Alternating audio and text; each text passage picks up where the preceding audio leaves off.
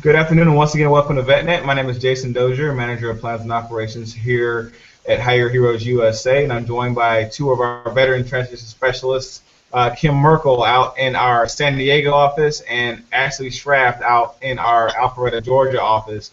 And I'm also here in Alpharetta, but the point is to just let you know we are a national nonprofit.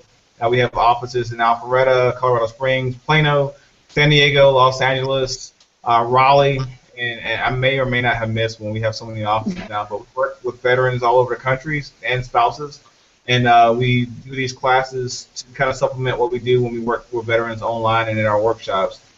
We've been doing this VetNet thing for about 2 years now. It's an ongoing partnership with ourselves here at Hire Heroes USA, the Institute for Veterans and Military Families at Syracuse University, and Google.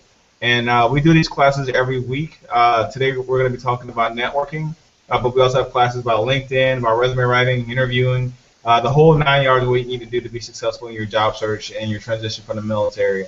And we encourage you to either subscribe to our YouTube page to find our other videos and our other classes that we do, or to register for services with us here at Hire Heroes USA at hireheroesusa.org. And like I mentioned before, Kim or Ashley or one of our many other veteran transition specialists will work with you one-on-one. Either until you find a job or you no longer want to use those services. So we'll help you with your resume. We'll help you, articulate your military skill set so that you're more competitive on the civilian job market. And we love working with veterans. So we hope that you give us a chance and check us out. So without further ado, Kim and Ashley, go ahead and take it away. All right, thanks a lot, Jason. I'll go first here. Like Jason said, my name is Kim. I'm coming to you from San Diego, so excited to meet everyone. Thank you for coming and joining us for this VetNet brief talking about networking overview. And I got really excited when I found out that I get to talk about networking because it's one of my favorite topics to talk about, so that'll be fun. But kind of a really brief introduction about me, my background, pretty much my entire adult life so far, going on 16, maybe 17 years or so, been connected to the military in some kind of shape or form. I was a military spouse for 10 years in the Marine Corps and moved 8 times. With all of those moves came my own career transition, so jumping from one job to another, usually underemployed, always having to work on my resume, figuring out what networking is and how to get all these resources working for me.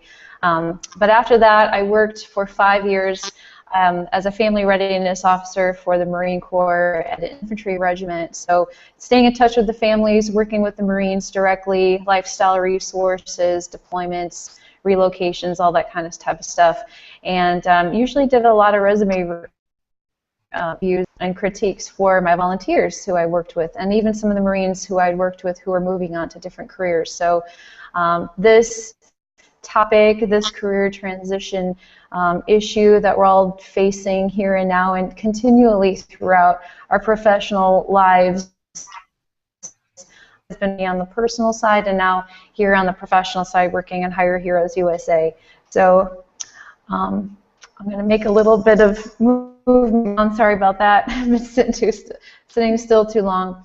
But anyway, I've been at Hire Heroes USA for now going on, I think, 7 months, almost 8 months, and really enjoying what I'm doing. I get to work with some of the best people in the world, and that's my fellow veteran transition specialists, but especially the veterans that we get to assist. So Ashley is nodding her head in agreement. So with that, Ashley, would you like to tell everyone a little bit about you? Yeah, definitely. So yeah, I'm Ashley Schraft. I'm based out of our Alpharetta, Georgia office. I've only been at Hire Heroes since the very beginning of April, but just like Kim said, I'm loving my time so far. Ever since I graduated, I've been in the recruiting field. I've done temporary recruiting. I've recruited 4 companies, so I've been on all sides of it. You know, I've been the hiring manager that's been looking through the resumes and picking people. So I love sharing my expertise with all of my veterans. And my brother actually is an E7 in the Air Force. He's retiring this year too, so I know he's happy I get to help him with his transition later on this year. All right, sounds good, Ashley, and thanks for that. I'm just going to jump right into the class or the session that we have here, and that's basically how do you get your foot in the front door, or how do you get established at a brand new company? Maybe there's an industry that you've pinpointed, there's companies that you've done research on in the area where you want to live, or in the area where you are now. How in the world do you get into all of that? So that's what we're going to go over here. A couple of key points here on our first slide. We'll talk about what is networking. That term gets thrown around quite a bit, so we'll talk about the context of that as it applies to this. We'll talk about different types of networks, pinpointing some do's and don'ts, and establishing some follow-up procedures. So this is a bit of a process. It's an idea, it's a process, it's a practice that we'll give you a few more specifics about. But the key to all of this networking, and as I'm going to move into the next slide here about what is it, but there's so many ways to find out about jobs, and the first thing most people go to is that job board or a company website, the job board at a company website. And that's all great. You know, that's how you're going to get your application into the office, but you know, it's really a competitive world out there. You don't want to be one of several hundred that get lost in the application process or that doesn't even get reviewed. It's going to take some networking. That's going to bring your resume from that stack of a couple hundred, you know, all the way up to the top 10, because it's a lot of work for the human resources person to be looking at all of that. Their job is made so much easier when they can get a personal referral, a professional referral from their own network or from the company network. So we're going to talk about that. Here's a little statistic. I don't know if many people knew about this, but I keep reading it over and over again. So I'm thinking it's pretty relevant. It's very relevant, and it's pretty reliable. But that 70%, okay, 70% of all jobs that are filled are never advertised on a job board. Okay, so like let that sink in for a second. So that's over half. That's 2/3. That's almost 3/4 of all jobs are filled without being posted to a job board. So if you're spending so much of your day pouring your applications on a job board and relying on those job boards and crossing your fingers with nothing more than that to get you into a job, I'm sad to say you're wasting your time. You need to devote more of your time applying to jobs and leveraging some networking aspects. So we'll talk about that. So what is it? All right, we read off the slide here directly. You're creating, you're building, you're maintaining informal relationships with other people who can assist you with learning more about your desired career field or your career progression, and putting you in contact with others who can help you either along the hiring process specifically, being a voice to speak on your behalf during a hiring process, or to be that referral to someone within a company, or to do a mentorship. And all of that relates, I mean, it's meeting people, engaging with them, establishing a little bit of a relationship with them that's relevant, that's honest, that's friendly, that's professional, that's honest, and then staying in touch with them. I mean, it's a give and take. You're asking questions about what do they know about this company? What do they know about this particular career field? Hey, I'm jumping into the job market. I'm wrapping up my military career, and I'm transitioning into a civilian role now. You know, I'm looking at this particular company. You work there. You know, I'm really curious. Can you tell me more about what's it like to work there? Or does your company have kind of department, because this is the kind of work that I'm really interested in getting into? And then you offering your information about other contacts that will help them. So it's, I don't want to say give take exactly, it's an exchange. All right, hey, I have something that might benefit somebody else, just like somebody else might know something that can benefit me. And the only way to find out about that is through opening your mouth and talking about it. Ashley, any additional input there? I mean, yeah, like you said with that statistic, it's crazy, but it's so true. It's so expensive for companies to advertise these positions. So, if they have an internal employee that has a relationship with you, and if they're putting, their name on the line to actually refer you, that's just going to make them think even more highly of you. And you could get that job that they haven't posted yet. Someone could be leaving that they know about, but it hasn't officially happened yet, so they could have not be posting it for that reason. Or they might think, that it's like a better fill for an internal employee referral. So, yeah, I can't speak enough to that. All right. Thanks. Something that came to mind while you were talking was, especially among veterans and transitioning service members, there's kind of this idea of this like good old boy network, and it's either you're a part of it or it's an obstacle. How do you get into it? How do you take advantage of that? And that is sort of just an example of our networking. It's people knowing other people who know about jobs, who know about opportunities, and figuring out how can you be a part of that. So we're going to break this networking process down a little bit more. So the first step, you have to have some goals. You got to get a job. You need to figure out, I want an HR, I want a job in human resources, or I want a job for the railroad company, and you're researching some companies.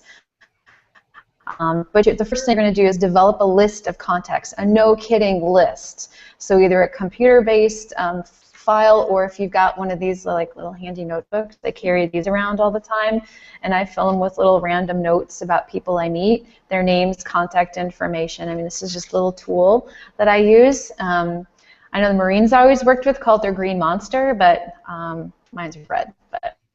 But anyway, developing a list, who those people are, the nature of your relationships, who do you already know, where do they work, that kind of thing. So you have a baseline. Your second thing is you're going to prepare for your networking opportunity. So we want to say, we're talking about a job fair. I'll use this as an example. Found out about a local job fair, you're going to go to that. How do you prepare for that? You're going to do research. You're going to find out which companies are going to be there. You're going to dress appropriately because you're making that initial first impression. Maybe a suit and tie, maybe just a collared shirt and clean, pressed slacks and some nice shoes. It's just kind of maybe depend on the environment and the nature of the industry, the job that you want to get. Something I always like to recommend people always have on hand. So, business people or salesmen or whomever, you have a job, you probably have a business card. And I carry mine around in a little case like this. So this is my Hire Heroes USA contact card. All right, pretty basic. It's my name. You can write notes on the back of it or the front of it. That's why you give them out. Hey, get in touch with me. But when you're job seeking, you don't have a business card yet. At least you don't have a company card yet, but you've got your own card. All right, this is like your personal consulting. This is your personal card, and I had developed one of these when I was job seeking. It's really basic. I would probably actually add more information, but it's just got my name, my email address, and my phone number. So this is something I can quickly hand to someone to say, hey, I really enjoyed talking with you and the opportunities. Get their card too. That's really the key thing, is getting their contact info. But it's just, again, a little tool like that little red notepad that I had that you can give to someone quickly. They can their note. Your contact card can also include your LinkedIn address and maybe some key areas where you're pursuing your career, human resources assistant or clerical, or just some general ideas, so that helps people remember who you are. Having that little card can go a long way sometimes. All right, what else? Actually, what else can you think of that might help us prepare for our networking opportunity aside from research and contact cards? Both of those are great things. I love what you said about, the first impression. You can never make those twice. Definitely dressing appropriately. But yeah, I think you pretty much touched on everything. I think a key thing is going to just be the preparation ahead of time to include the research. So you're walking into these things with a goal. All right, You're not just there to meet random 10 or 15 or 20 or 40. That's too many. But for a job fair, any kind of group engagement, you're going to walk in, spend a couple of minutes making, having a short conversation, a meaningful contact exchange. If if you feel that that's someone who can help you, or that you can help them, exchange contacts and follow up later on. But being prepared, having a goal. Why are you there? Who are you going to talk to? And what are you going to ask them? So we'll talk a little bit more about while you're networking what to do, and then how to follow up the afterwards. So who is in your network? All right, I kind of split it up in my mind as personal network, professional network. So for me, my personal network includes my friends, my families, my neighbor, or my friends, family members, my neighbors, volunteer organizations where I spend time, clubs, recreational kind of type activities. And then on the other hand, of the professional side, I have current coworkers, former coworkers, supervisors, previous supervisors, professional associations I could be a part of. For me, my volunteer work happens to coincide with my profession, so I support a support group for a unit here out in at Camp Pendleton. So I kind of count them among my professional network as well. But it could be anyone. Those, if you're working with a veteran transition specialist with Hire Heroes Day, or even someone at your base if you're still on active duty and have access to those resources. People who are kind of at pivotal places in their career or in their connections that can build that bridge, build those connections for you. Stay in contact with them too. So former employers, if you've done internships, if you have school associations, all of these things. So I'm kind of rattling off a bunch of different things, but they could even be as basic as your kid's Little League coach, because that's probably a volunteer job that they do. What do they do for a career? Maybe you're on LinkedIn and you're trying to figure out how to make LinkedIn work for you, and you've already kind of looked at some other people's profiles to figure out, hey, you know what? This person has the career progression that I really want. So you can totally go and connect with that person and ask them questions. I mean, the LinkedIn class is a separate class. They'll give you more specifics about using LinkedIn, and obviously working with a veteran transition specialist like Ashley or myself, you get that one-on-one coaching benefit as well. But that's the overarching point I'm trying to make here, is that who is your network, or who is in your network, and it's just about anyone.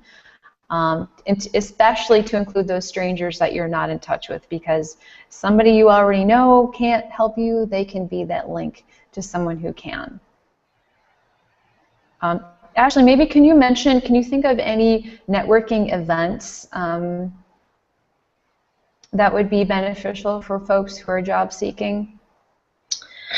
To add on, like you said, the job fair, I think a really good source of networking is also, any kind of like alumni network. So like you said, like the veterans, it's really easy to build like camaraderie with them. You can share stories. I'm trying to think. I don't know if, like, in addition to LinkedIn, I think you touched on some really good places. The good ones.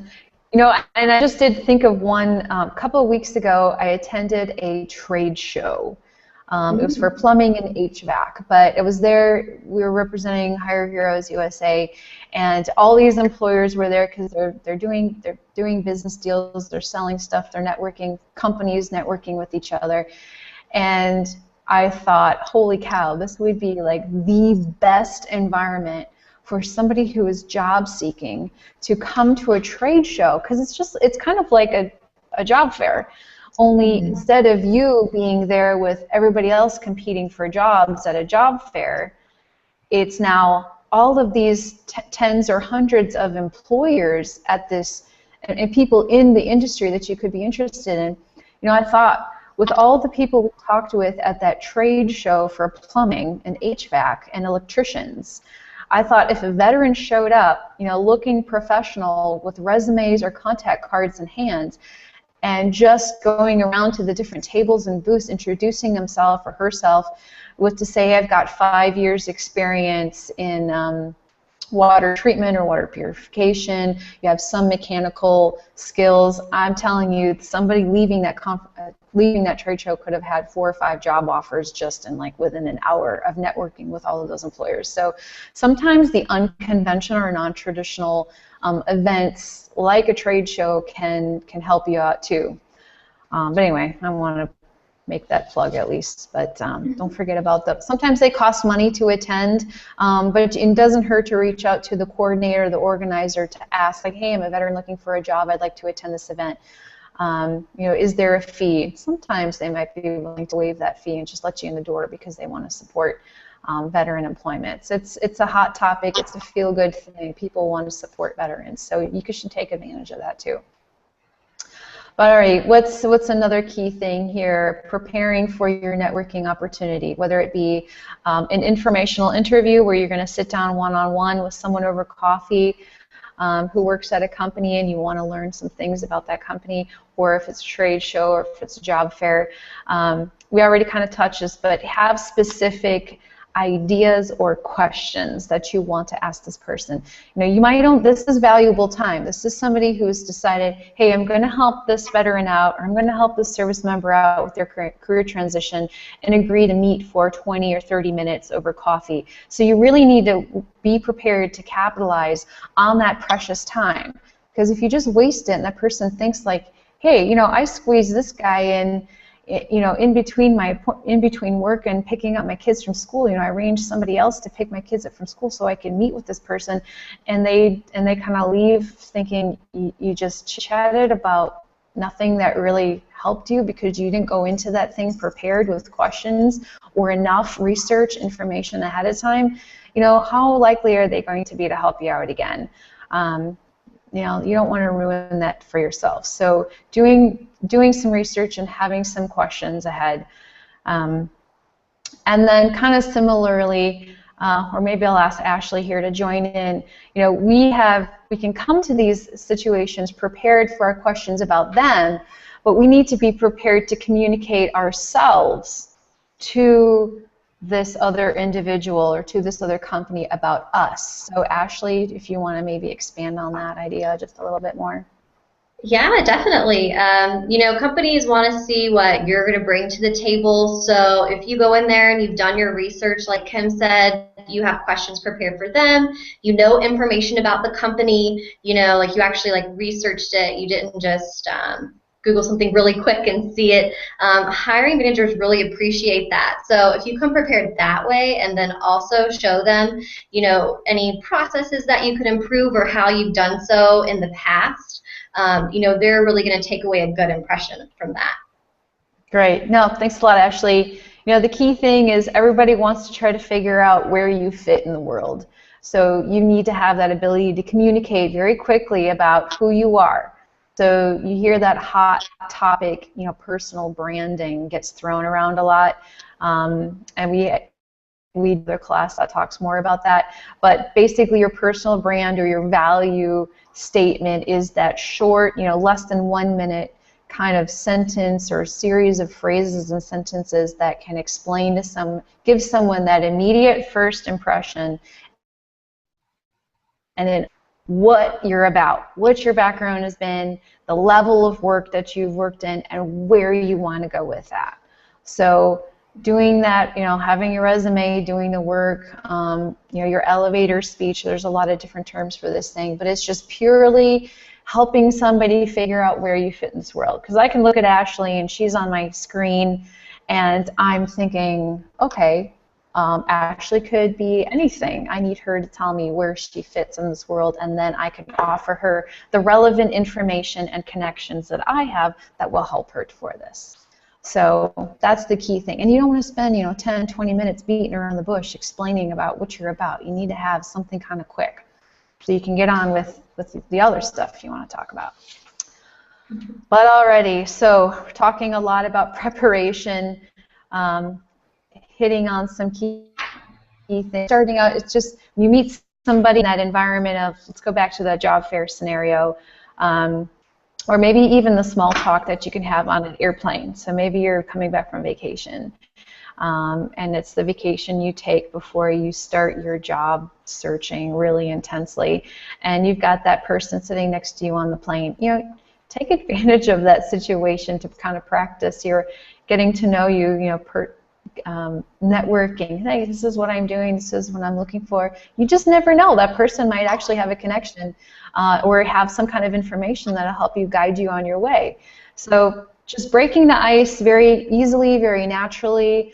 I know I'm kind of like equally extroverted, introverted. It just sort of depends on the situation where I'm in. But I know that when I show up to these things, I have to be energized and feeling good and be prepared to be the first one to stick my hand out and say, "Hi, I'm Kim. You know, I'm a career coach for veterans and I work for a nonprofit, and I'm here because I want to connect with other people who are helping veterans in other capacities, because the people I work with sometimes have needs above and beyond those that I can handle.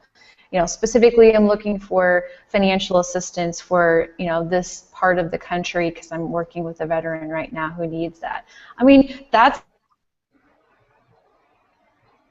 like with a follow-up question, really simply, you know, do you have information on this? Or it doesn't even have to be as targeted as that. If you're just breaking the ice, it could be as simple as, you know, "Hi, my name is Kim, and I'm here because I'm looking for opportunities in supply chain and logistics. What are you here for?" Okay, you just open that conversation. Just try to making it natural. It's not, you could be nervous, sweaty palms, all that. It's all normal. Everybody else is feeling the same way. So work over those nerves. You're thinking like, "Oh, I hate going to those things." Well, I'm going to give you some tough love and say you're just going to have to work through those. Encourage yourself, research some ways to overcome those feelings. But alternatively, that might be a key to you where LinkedIn, doing your networking from behind a computer screen, could actually help you out more so than being in person. But it cannot undermine the importance or take away any of the importance away from those personal contacts. So a skill all of us will have to learn to do or overcome along the way and get better at. It's not just for when you're job seeking now, but your entire career progression. This is how civilians get ahead in their lives. They don't have, you know, check the boxes along the way of like a military career where you attend the right schools, you get the right jobs, you know the right person who can, you know, get you into the right job or into the right career development course. It is totally on the civilian individual to meet those people. It's a practice that everybody does. It's just standard. It's nothing unusual. It's kind of like building good karma in your life and helping others out too. So, whew, all right, I've been doing a lot of talking. Maybe I'll ask Ashley to chime in here. I guess the question I had, maybe Ashley, that you can address is, you know, going to a networking event by yourself or because you're nervous, you know, you want to bring a friend along to kind of be that safety net for you in case you're done, or, you know, to kind of give you that confidence. What would you say is the, well, in my mind, mostly a disadvantage, I guess, of bringing somebody else along to an event like that? Well, like you said, you know, the networking events are really your chance to stand out. And I mean, of course, it's always nice to have friends for support because, like Kim said, I mean, it's an awkward thing, you know, and everyone's nervous, like she said, so don't feel like you're the only one feeling that way. But, you know, you really just want to set yourself apart. If you do need to bring a friend, I mean, I would be sure to go meet a person, you know, by yourself. If you're there with someone else, it's going to be harder for them to be like, wait, which one was Ashley and which one was Kim, you know, unless you really stand out. So you're going to have to try even more if you bring your friend with you, you know, to start a conversation with someone to stand out from your friend, you know, and make yourself memorable. Yeah. Good. No, good points. You know, I was just thinking there's a good kind of scenario I want to share with everybody about networking and specifically a job fair. I attended this last year. I was doing some research about the State Department, about a couple of hiring programs that they had specifically in the federal system, specifically with the State Department. So, you know, I had a list, or from the job fair had a website where I could see who else was going to be there, and Department of State was going to have a representative there. So I kind of did some research for, I learned that the State Department has a point of contact for the recruiting efforts everywhere across the country. So I typed in my location, and up shows up the picture and a little biography about the point of contact for my area. So I thought, all right, so I know a name, and I had done a little bit of research in the area I was specifically interested in, and kind of how that agency answered the kinds of questions that I had. And then I went to the event. And lo and behold, would you believe that the person, the point of contact, was there? All right, this doctor so-and-so who has a degree in international relations and blah, blah, blah, was there. And I recognized him from his photo, and I remembered his name. And I think I jotted it down. I wrote it down, too. But I went straight up to his table, and I addressed him by name, Dr. Smith, or wasn't his name, but you get what I'm saying. You know, hi, I'm Kim. I'm so glad to meet you. And he just was kind of startled because here I am, a stranger approaching him, and I used his name. And I was asking some very pointed questions. And I only talked with him for about 3 minutes because, you know, those environments, people are coming and they want to talk to everybody. So you don't want to monopolize anybody's time unless they're freely giving it to you. But I tried to stay conscientious about that, get my questions answered, make an impression, and I did. Because I knew who this guy was, I recognized him, I used his name, and I followed up with him the next day with an email to say, hey, Dr. Smith, this is Kim, you know, Merkel. We talked about this, and it was so nice meeting you, and, you know, would you mind if I stayed in contact with you as I have future questions? And of course, he was, sure, you know, that's great. But anyway, that's kind of like the point, or a good example of how you want to treat that job fair opportunity. Be memorable, but in a professional way. Make that impression like Ashley had said. And then follow up promptly with that email, because I got his contact card, I could send him a note. He's a really busy guy, so you know, I don't want to bother him unless I have something really pointed, really specific I want to talk to him, because there are other resources. But staying in contact with them afterwards when you have follow-up questions. So you've established a relationship, they've accepted it, it's open door communication, and then be checking in with them. Hey, remember me? We talked about this. I was just curious if there's still more opportunities like this in your company coming up. You know, my last job, I accomplished this, and that might help your company with this new goal. But maintaining a record of people you've talked with, organize your contacts, and then use social media, including LinkedIn. So maybe a real quick word here about LinkedIn. So social media, there's all kinds of websites out there. There's Facebook, LinkedIn, Twitter, and more lesser known sites I'm not using or don't know. But sometimes I get veterans who say, no, I don't have a LinkedIn account, and I really don't want to get into that stuff. All right, that social media stuff, it just seems all like drama. I don't want to be there. I don't want to get involved. It seems like more work than it's worth. And the best answer that I have to say is, well then, if I have to explain, you know, 95% of employers, I'm actually probably higher than that, more than that, use social media to find people to fill their empty positions, to research the people who have applied for their job. I've done that when I've been on the hiring table, wanting to know more about a candidate. Either I find something out about them that's positive and makes me more excited about them, or I find out something that quickly helps me decide that they no longer are a part of consideration. So companies are there, they are using it, so if you are not there, it's as if you are irrelevant. All right, that's kind of strong language, but if that's where everybody is, then you really need to have a presence there. How much you use it is up to you. Working with someone from Hire Heroes USA can give you that personal coaching so that you are using this tool more. Because the best part is that it works for you when you're not working for it, meaning you go to bed, you know, other people are still connecting. It's kind of this live thing that's going on, so you don't have to quite work as hard.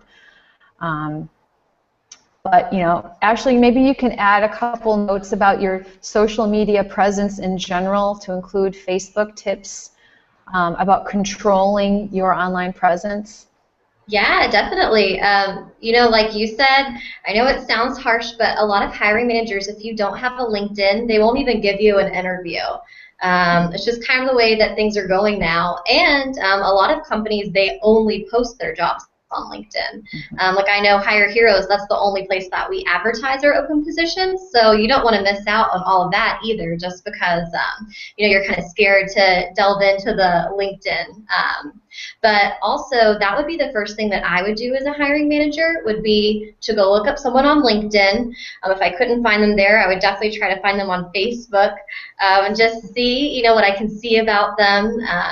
Like you said, I can't stress the importance of making everything very private. If you don't know how to do that, maybe you should just disable your Facebook account while you're job searching.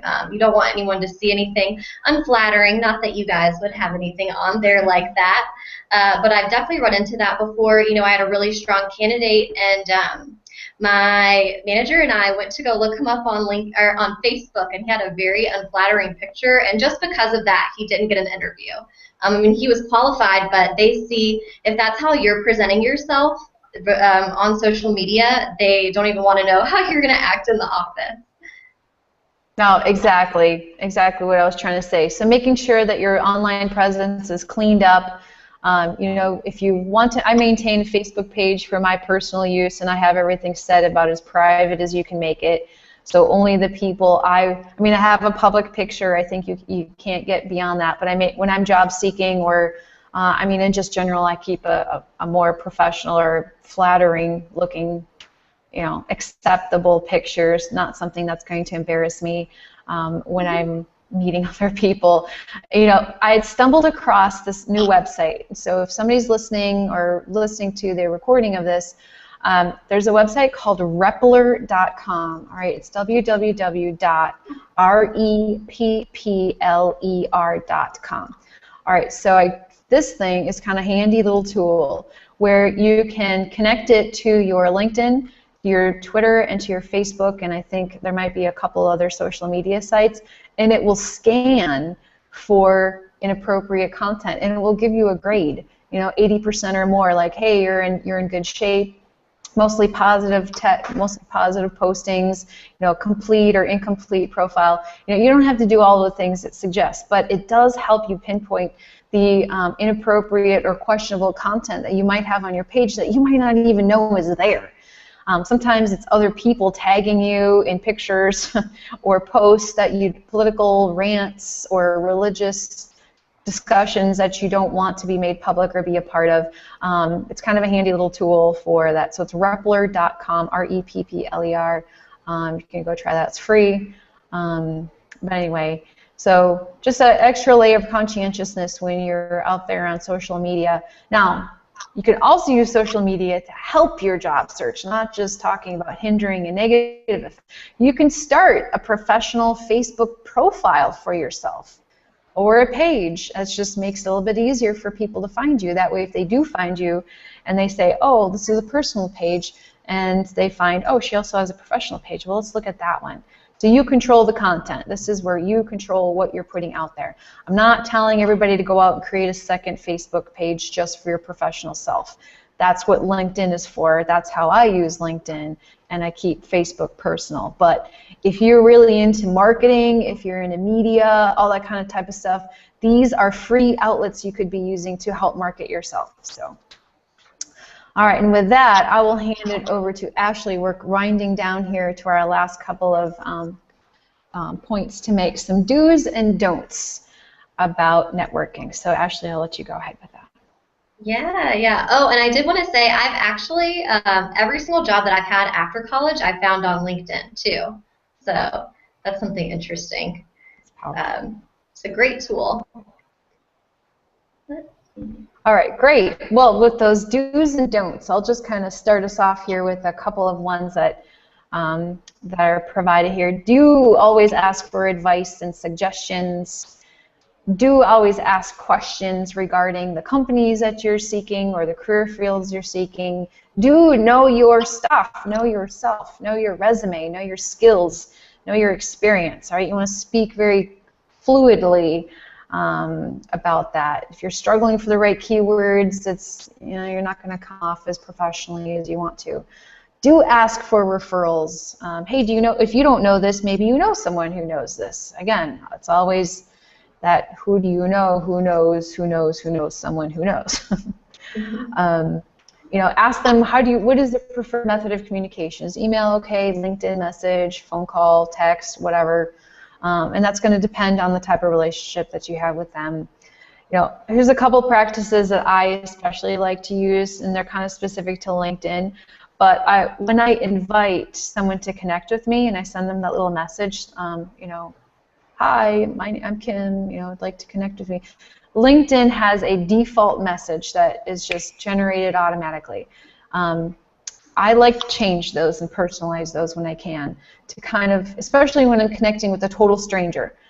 Someone I don't know, but maybe we have something in common, to make it a little bit easier for them to feel engendered toward connecting with me. Because here I am asking the stranger, hey, who is this lady who wants to connect with me? What does she want? So I will try to preempt those types of questions with my own explanation to say, and you only get a very short couple of lines to explain yourself, but to say, hey, we have some connections in common and we're in the same career industry, let's please connect to facilitate our networking or to help a particular veteran who has questions in your industry. Will you connect with me? That shows an extra layer of effort that most people should be impressed by, because it's not something that's always done. Most people just send that automatic default message, so-and-so is invited to connect with you on LinkedIn, and you can say yes or no. I want them to say yes, so that's why I use that personal message. Once they have accepted my invitation to connect in, I like to send a follow-up message that says, thank you for connecting with me. Here's a little more reason or question about why I wanted to connect with you. And then now you have that more open communication relationship. So if you have the upgraded LinkedIn account, to the job seeker status that LinkedIn offers to veterans, you can get a free upgrade. You can message more strangers directly, so you don't have to always rely on kind of some more strategic, careful messaging.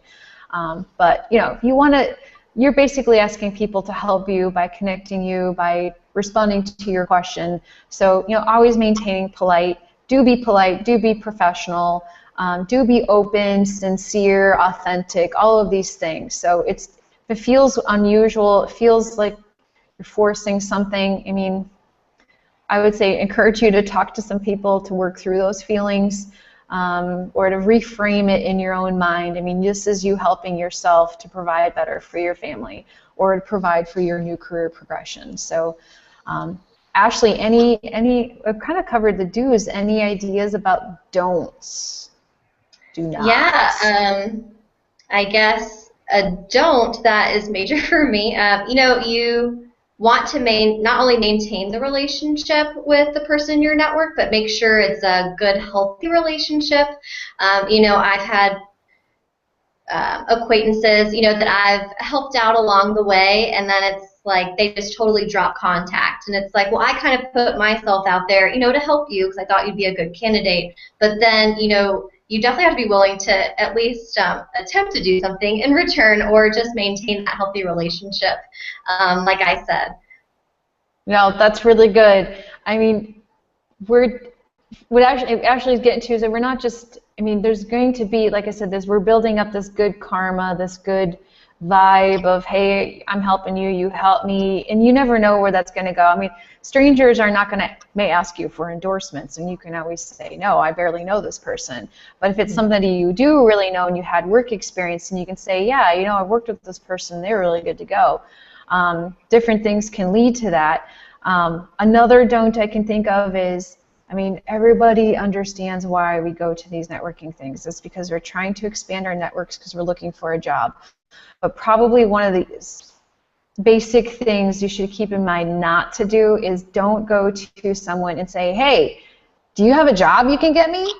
All right, it may sound like the easiest way to cut to the chase, and it may seem false to come about it in a roundabout way, but that's just, we kind of cringe. If someone was coming to you and, hey, can you get me a job? It's like, hey, wait a minute here. I don't know you. I don't know what you do. I don't know what you want. no, I can't, I won't. You know, you gotta warm them up a little bit. It's like dating. You know, if you want to date with a girl or with that guy, you gotta find something to talk about first before you can take it the next step. All right, so. Don't always lead, you know, asking for that referral. Like I said, have some kind of conversation. If this person is warmly responding to you and laughing at your jokes or carrying on conversations and asking you questions in return, that's a sincere connection, and then you can ask for that referral. But, hey, are you in this industry? Oh, you're not? Well, do you know anyone who is? I mean, it's really blunt and straightforward. Some people like that style, but some people don't. So it takes a little conversation to get that feel from somebody. Don't forget to follow up with someone that makes you more memorable. You definitely want to be the one that stands out so that they remember you. And in general, don't say no. You know, if someone's coming to you and asking for help, and you just say no. Don't waste my time. I don't know you. You're a stranger. That's off the table. Don't even be that jerk. All right, that's a jerky thing to do. You know, even if you don't want to help that person, you can think of something way more. Hey, you know what? I'm sorry. You know, I have to leave, or let me get your contact information if I think I don't have anything right now to offer you, but you know, do you have a card? And if I think of anything, I can follow up with you when I do. I mean, that's just a much nicer way of coming at someone and rather than just shutting them down. That's the thing. Two personal things I can think of not to do. Maybe it's just couple of my pet peeves, and then we're going to wrap things up here. We're almost done. People who name drop left and right, just needlessly drop names. Oh, I worked with General so-and-so, or Sergeant Major blah, blah, blah, or the state senator from Tennessee, or, I mean, or this celebrity or that. I mean, unless it's relevant for them, because you know that that's a shared connection, that would help you. Just don't be dropping these fancy names or whatever just to add to your own credibility. There's no sense in that, and it's annoying when somebody does it to you too. And then lastly, don't just connect with someone on LinkedIn just because 10 other people are connected. Like, have something in common. Have a reason. You know, like I said, send that personal message so they understand that you're going about this thoughtfully and not just trying to build up your connections for the sake of having 500 or more connections on LinkedIn. So anyway, Ashley, anything else you can think of? Any other personal don'ts? Yeah, I mean, just to touch on that thought about not just connecting with everyone, something that a lot of people don't know, if you keep doing that, the person that you're connecting with has the ability to say, I don't know this person, and if you get so many of those on your account, LinkedIn will freeze your account. Because they don't want you like badgering people either. So yeah, like Kim said, just that personal message. I mean, that's just going along with the whole making yourself stand out.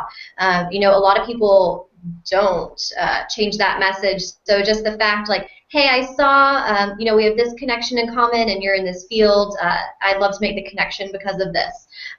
You know, they're much more inclined to accept you versus, you know, the generic message, and then it's much easier for them to say, I don't know this person. Great. Good points. Thank you so much, Ashley. Well, that kind of wraps up what we discussed with everyone today. Networking in general, what is it? It's just making contacts, genuine, friendly, professional, polite contacts with other people who might know something, have some kind of information about a company, about a career field, about a person that you're trying to get in touch with, and then returning that favor. Employing different tools, using LinkedIn to help you manage that, your own personal contact lists, your own contact cards or logs, and then about sharing wealth, like karma that I mentioned a few times. So that about wraps it up. We don't have any questions. I encourage you to listen in on our next broadcast, maybe more specifically a class about LinkedIn or any of the other resume questions that we cover. And if you have questions about how to register with Hire Heroes USA, work with Ashley or myself or any of one of our other colleagues here. We have some great resources at your disposal. They're all free for veterans, transitioning service members, and their spouses. So that's all we've got. Thank you very much.